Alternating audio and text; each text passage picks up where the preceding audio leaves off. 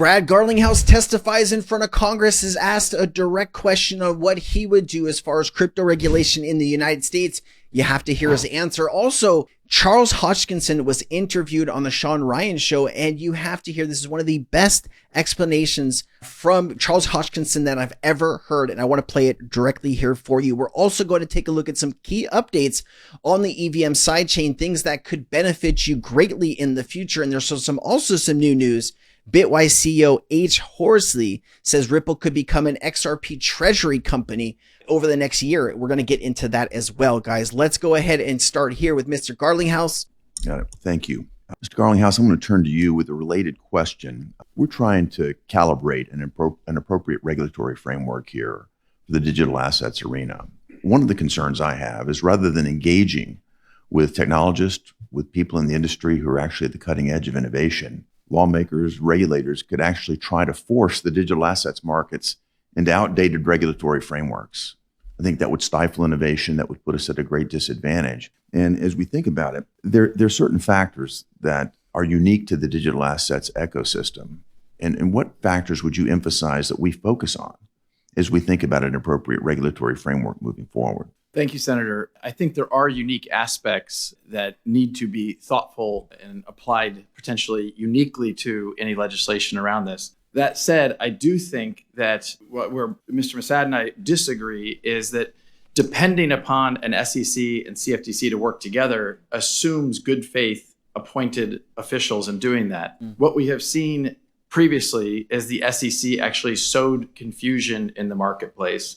They took contradictory positions. Under Chairman Gensler, they took actually contradictory positions in different court cases, which actually created more confusion. And so you had federal judges saying things like the SEC was being arbitrary and capricious in their application of the law. You had federal judges saying that they were not following a, quote, faithful allegiance to the law. And so my concern in depending upon a unelected appointee to make those decisions is that it assumes a good faith actor. And I think what we saw in this most recent SEC was just a war against the industry at large without a consistent application of that law. Well, I think we need to put in place a sufficient framework so that we don't have to rely on the goodwill of a particular regulator, but that it's clear to them our intention. So thank you all. Appreciate the. All right, there you go. Here is Charles Hoskinson, guys. If you didn't watch this full interview, you should go do it. I mean, he talks about so many incredible things. Some of it's crypto, some of it's quantum computing, some of it's some other companies that Charles is working in. And you know what? I find it incredibly interesting. You know, Charles is somebody that was hard to like, you know, in the beginning, being in the XRP space, there was a lot of friction. And since then, he's done a lot of things to build bridges and work with the XRP community. So I am trying to open my heart and give Charles a second chance, you know, and I'm interested to see what Midnight can bring to the XRP ledger and its holders in this new DeFi layer. Let's go ahead and play this though. That is the best explanation of cryptocurrency I've ever heard in my life. Blockchains are like a constitution. What's written in it can't be violated. If this is your right as a user of the system, the operator of the system or some power like the United States or China can't come in and change it. It is what it is. Everybody in the world is treated equally. So it doesn't matter what language you speak. It doesn't matter where you're born. You have the same rights as the founders of the system. And that's just not the case in the legacy world. If you're Bill Gates or me and you use a bank, they kiss your ass.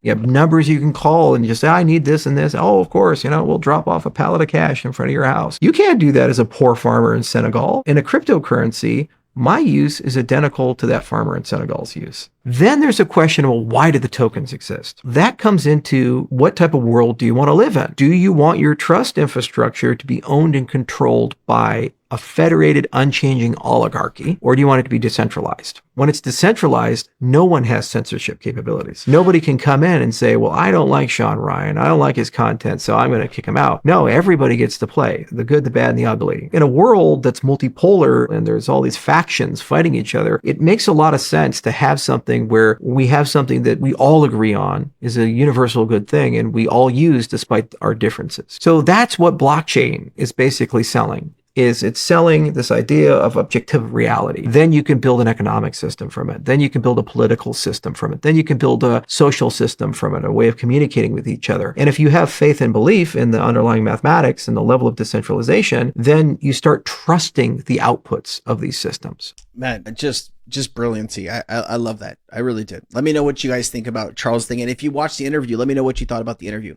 All right. I wanted to talk about this. Strobe Finance put this out. I don't know anything about Strobe Finance, so I'm not like endorsing them with this post. I'm just, they posted a good thread here on the EVM sidechain, and I felt it was worth talking to you about. So it says, almost 2 weeks since launch, the XRP EVM sidechain is already showing serious momentum. Smart contracts, validators, liquidity, cross-chain infrastructure, all spinning up fast. Talk about hitting the ground running. Over 1,400 smart contracts deployed, 3.4s block times, 1,000 TPS compatibility, XRP as the gas token, full Ethereum toolkit, but running on the XRP ledger rails. Already $100 million. It was about 105 million yesterday when I was looking at this data. Liquidity is flowing from Cosmos, Ethereum, and so much more. With Axelar and Squid Router live, users are already bridging and swapping between XRPL, Cosmos, and EVM sidechains. This does unlock up to 80 different chains. 25 independent validators went live at launch, a major win for decentralization, with Ripple plus Peersys building infrastructure, and projects like Strobe Finance, Testnet, and Modi Finance now went live, and the ecosystem is expanding fast. So look at all of this growth. This is exactly what we've been needing and exactly what we've been missing. Obviously, the more development that we can have, the more XRP that will be needed to fuel this ecosystem. The more XRP will be locked up, more RLUSD will be needed. This is going to help out liquidity. What makes the EVM sidechain so special? Unlike bridging layer 2's, logic is executed on the EVM sidechain while assets remain under the XRP ledger. It's powered by Axelar's general messaging passing, making it clean, secure, and native. And here's a clip here talking about this. I think we've been doing a lot of work with developers in the ecosystem. I think just to name a few, there is a money market protocol called Strobe. I think that the idea is to actually utilize different types of logic that's hosted on the EVM sidechain and thereafter do issuance on the Ripple ledger. So we enable the message passing layer where we can actually cross-settle across the two different chains itself. So you can bring logic and kind of string different types of possibilities as builders on that front, right?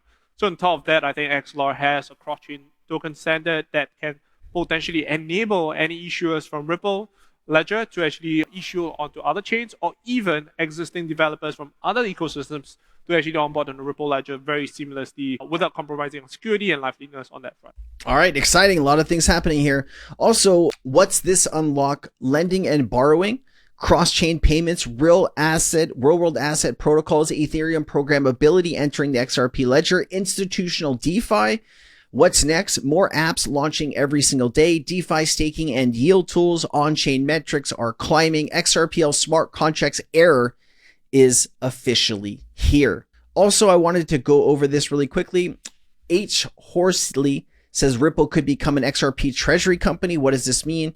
Hunter Horsley, CEO of Bitwise Asset Management, publicly suggested that Ripple could pivot from its traditional payments business to become an XRP Treasury company within the next year. This means Ripple would focus on holding and managing large reserves of XRP, similar to how MicroStrategy has become known for its Bitcoin holdings. The statement has sparked significant debate in the crypto community about Ripple's future direction and the potential impact to XRP's price and its utility. Why is this significant? Ripple's current role. Ripple is best known for cross-border payments infrastructure, leveraging the XRP ledger and the XRP token to facilitate fast, low-cost international transactions.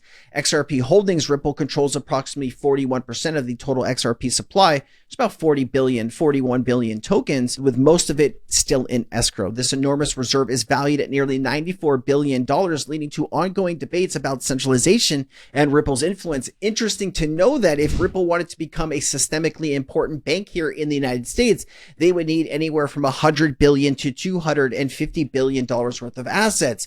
Ripple is quickly getting to that point. If XRP is $5 or $10, they would definitely be looked at as a systemically important bank. And then obviously if Ripple could gain the globally systemically important designation, that could mean that Ripple could be like a lender of last resorts. Also that XRP, that at that point, we would probably get to where we're all trying to be. I'm just trying to look at, what's the possibilities here. And that's definitely a real possibility. The Treasury company model, just if you wanted some additional information at this, is Ripple were to pivot and focus on being an XRP Treasury company. It would concentrate on holding, managing, and possibly developing its XRP reserves as strategic assets on balance sheets, akin to corporate treasury reserve. This could align Ripple with companies like MicroStrategy. I don't know if Ripple's going to do this, guys. They want to be, they want to make a dent in the universe, not really follow MicroStrategy's, what they're trying to do. I don't think Ripple is kind of a company that goes their own way, does their own things, has some of the smartest people in the world in this industry working for them. They're not going to be following. They are going to be leading.